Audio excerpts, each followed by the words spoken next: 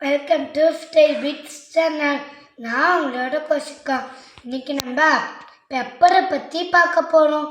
இல்லை ரோபோவை பற்றி பார்க்க போகிறோம். பெப்பரா ரோபோவா? சரி வாங்க பார்ப்போம்.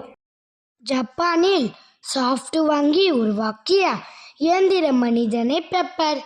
இது உலக அளவில் விற்பனையாகும் ஒரு ரோபோ. வீட்டுக்கு, வணிகத்துக்கு, படிப்புக்கு என்று 3 வகை ரோபோக்கள் கிடைக்கின்றன. இவை மனிதரின் முகபாவனைகளில் இருந்து உணர்வுகளை புரிந்து கொண்டு அதற்கேற்ப செயல்படுகின்றன. பெப்பரை வரவேற்பாளராகவும் பணியாளராகவும் வீடுகளிலும் வணிக நிறுவனங்களிலும் உணவு விடுதிகளிலும் பயன்படுத்துகிறார்கள். நன்றி. மீண்டும் ஒரு செய்தியுடன் உங்களை சந்திக்கிறேன். பாய்.